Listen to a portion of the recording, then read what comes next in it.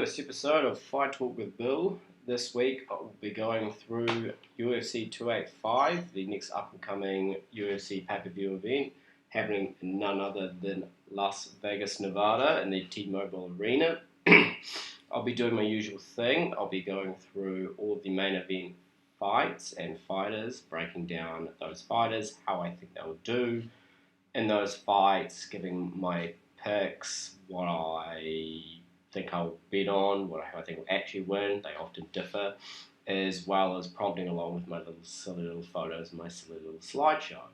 So, without further ado, let's get into it, because Bones is back, baby! I'm fucking excited for this one. I mean, I'm always excited, but especially so. Right, alright.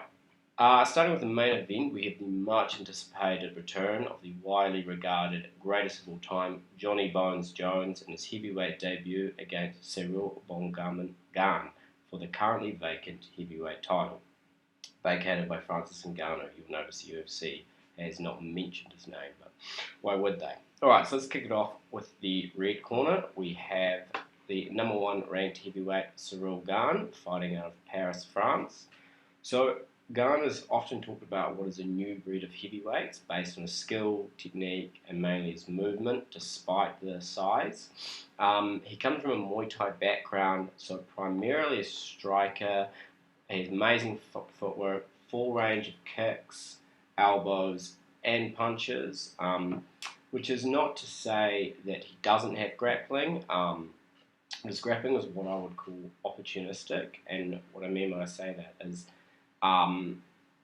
he, with his striking and his pressure, he creates situations that make the perfect opportunity for a takedown or a submission, but he hasn't been working for it. They've just popped up as a result of that striking, but they aren't really his primary game. He loves the heel hook, as we can see here, win over Deontay Mays, and here he had another attempt at Francis Ngannou, which actually got him into a little bit of trouble.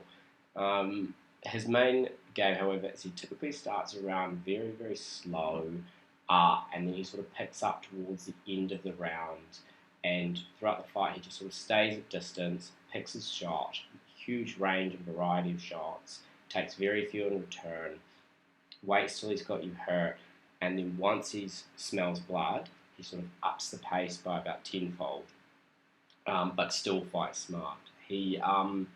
What's also to note is I think he also matches his opponent's pace a bit. Like, I think the person who put the biggest pace on him was Volkov, who he then just upped it. But if they're taking it slow, he's actually deceivingly slow himself and actually has quite a low output. It's just very high accuracy and such perfect long-range strikes.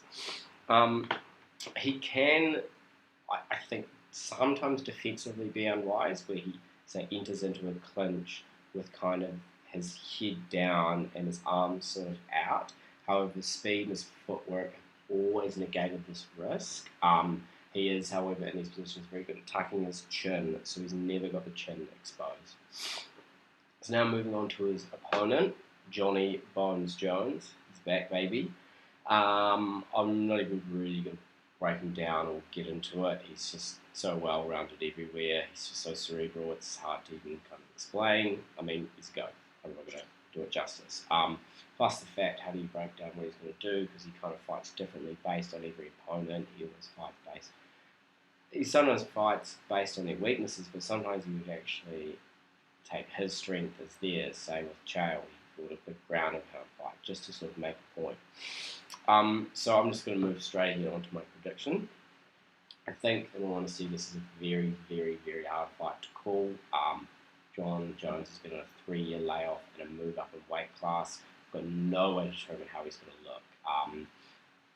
We can all admit that his last couple fights, being the decision win over Reyes as well as the decision win over Santos, haven't aged that well, considering how these guys' careers have been going after. But and that taken into account and a bunch of other things which we'll get into, I'm going to go with Gane, but my confidence interval is very, very low.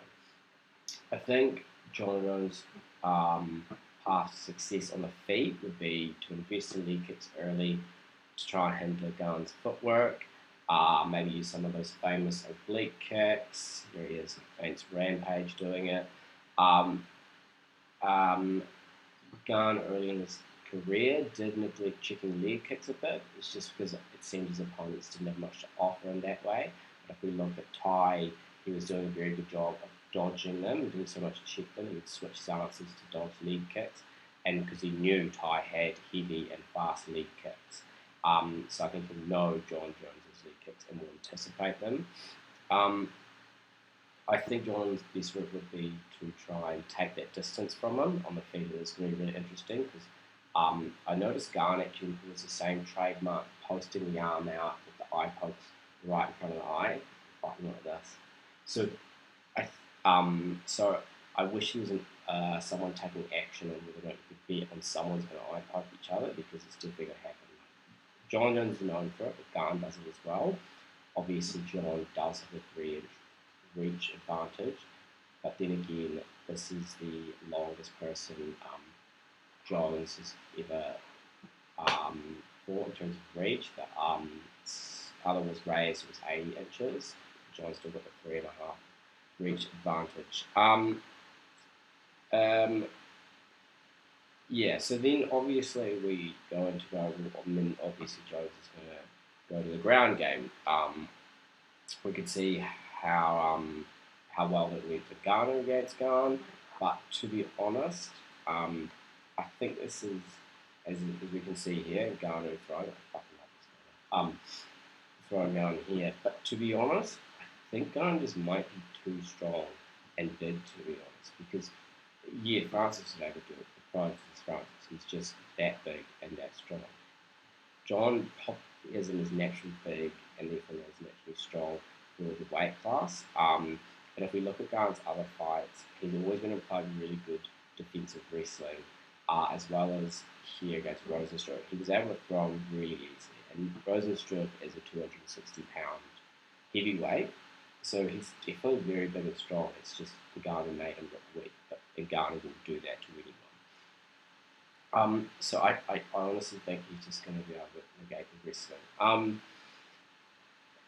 Though watching all these embedded episodes and seeing John, I'm starting to believe, I'm not sure. I will admit I'm probably emotionally hedging. I really want to see Jones win this, just for the legacy thing. But I thought the money line was just too good for Cyril Garn at 226, so I ended up taking that to win. I think it will be by decision. I think it will largely stay on the feet, and I think Garn will just outstrike him and go to decision victory. But like I said, confidence interval is low. Anything can happen. The odds last time I checked have, if we look here, these are the American odds. So that translates to, in normal person terms, is Garn's currently paying 231 and Jones is paying 161. So that line's moved a lot. It's been very volatile, as I thought. It actually opened with Garn as a 2-1 favourite, but obviously as time goes on, everyone just starts remembering who John Jones is, and they start getting more and more like, oh, no, he is the best, he is the best. That initial gut instinct fades away, and people start betting on it, switch the line.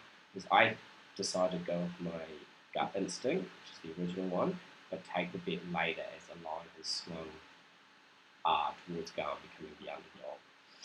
So that's my prediction for that one, but fuck knows. Jones could look fantastic, he could look terrible, he could look mediocre. There's just no way of knowing. In terms of recommending fights to rewatch, for Bones, there's a lot to pick from. His submission against Leona Machida is all-time. Absolutely love that photo. He's just like dead, he just walks off. Or I really like the Teixeira fight, and obviously the first Gustafsson fight. For Cyril Garn, yeah, it's going to be my recommended rewatch is going to be him versus Australia's own Tai Tuivasa. Right, so next up we have an event in the welterweight division between number 7 ranked Jeff Hands of Steel Neal versus undefeated Shavkat Nomad Rakhmonov.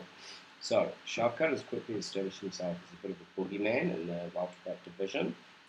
He's got 16 wins, 0 losses as a pro. 8 of those wins coming by KO and 8 coming by submissions, 100% finish rate.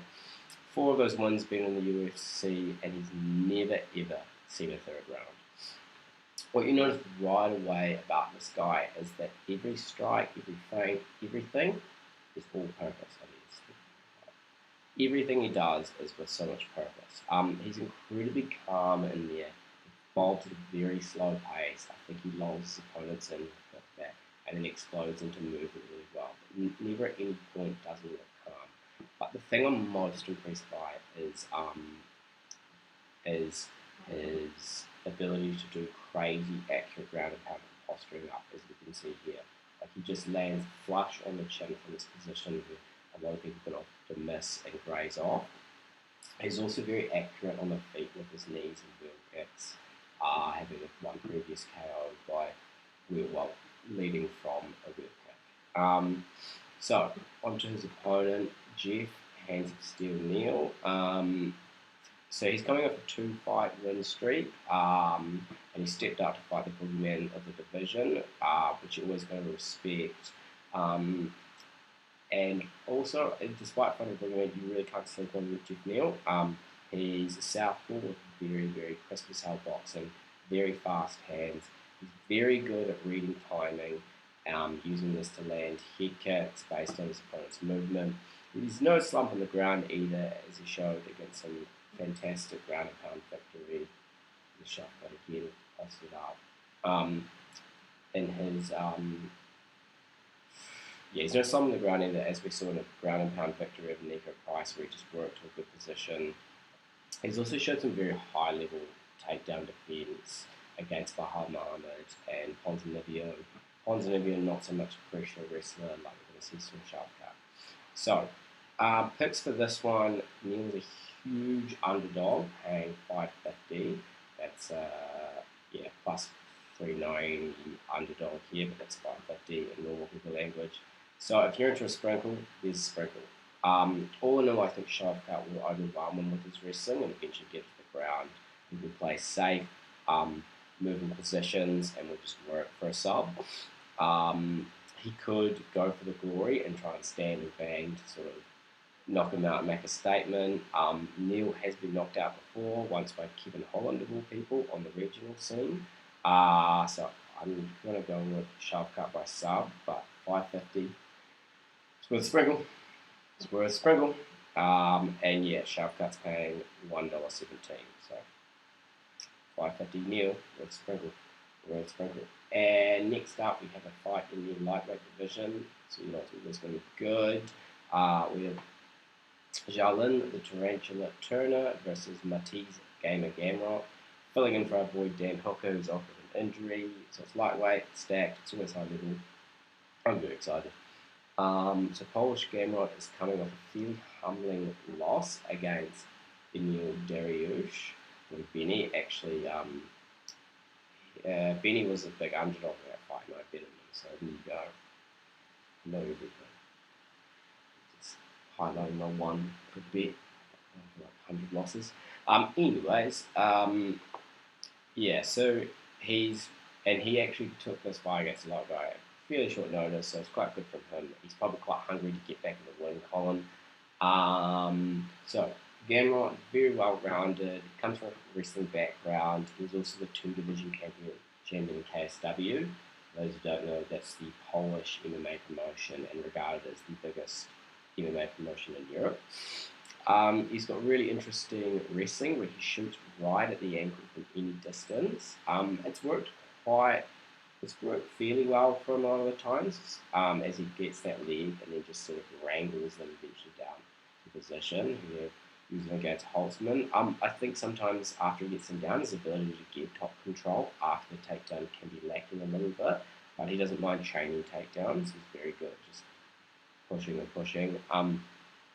He is fantastic down the pipe shots.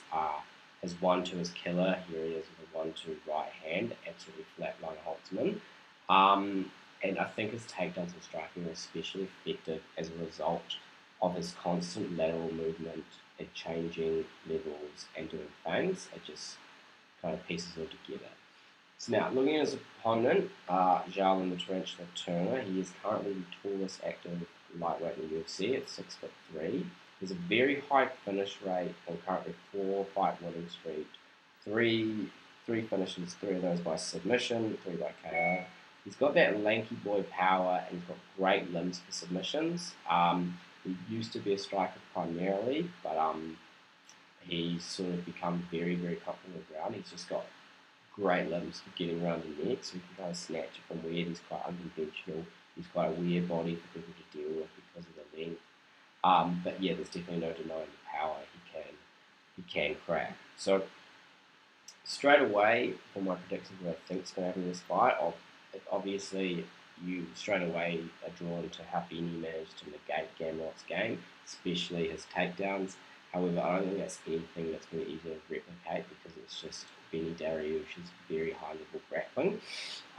However, what Yalman Turner can employ that Benny did is Benny was throwing a lot of kicks to the midsection, very big power kicks, which would either anticipate the shot or deter the shot. That being said, Gamrot, like I said, dives on the leg. Yalman Turner's got a lot of leg to give up, so I think he's going to get a hold of that leg at least at some point.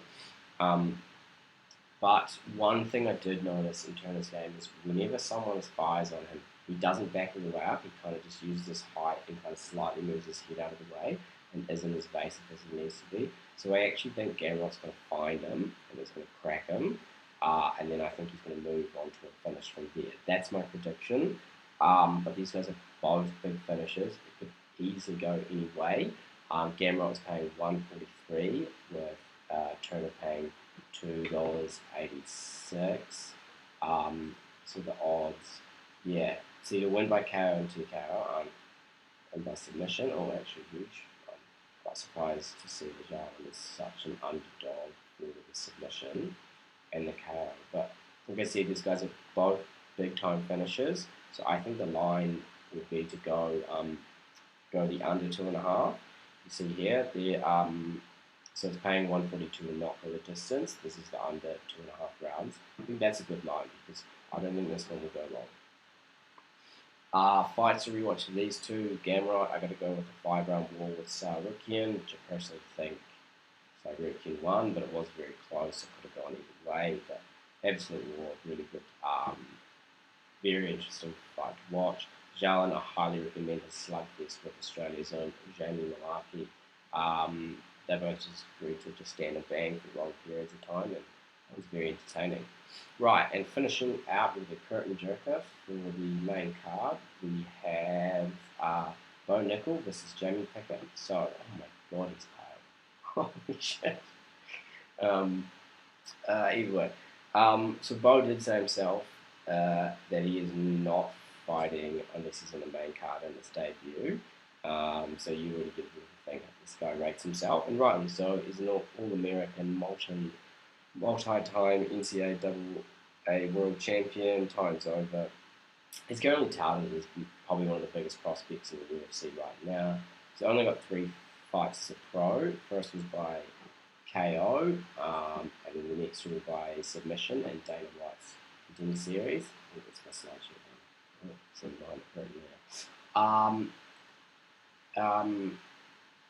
next 2 by submission. All in all, those 3 fights, if you put them together, they barely make 3 minutes. So not a lot of octagon time. Mainly, I would think that he finishes people so quickly. So he's got obviously the wrestlers, the grappling, but he's shown in that first fight he's got hands. His opponent Jamie Pickett, I guess not that fantastic, but Bo's first fight in the UFC, they've got to start him somewhere. They don't want to chuck him in the deep end, despite him saying he wants to go for the champ already. You've got to respect Jamie Pickett. It's a big gamble taking this fight. It's probably going to be the last handed to him, but if he does win, boy, it changes life. I don't think he is, however. We've seen him overwhelmed by the wrestler Chris Dawkins, who's not that high level. He backs up quite a lot, which is perfect for a wrestler. He also gasses out quite quickly. He's got some good leg, some good kicks, but I just don't think it's going to be enough. However, if we move on to the odds, we've got Bo paying $1.05. Oh, I don't have it here. And we've got Pickett paying $10.50. So you know what I'm going to say. Give that sprinkle, bring out the inner the inner degenerate gambling, and fuck it, do a multi on Jeff Neal and Jamie Pickett. Just do it. Why not? Why not? Right, so that's the main card. It's stacked. Very excited for it, but we've got some other fights. Pretty excited about. We've also got Cody No Love Garbrandt, former bantamweight champ, desperate for a win after going 1-5 in his last 6. So TJ Dillis himself said something about Cody that he's one of the most naturally gifted fighters he's ever trained with. He's just got no fight IQ. But Cody once said in response to someone saying to him, I still laugh about this, he said, "This is my fight IQ right here." So, that's the way he fights, and he keeps getting knocked out, but God bless him. He has been training with the Dagestanis, so we'll see how that helps him as he takes on Triple Jones. And then just before that, we've got rising contender Dricus Duplessis, who is silent, taking on veteran of the decision, Derek Brunson.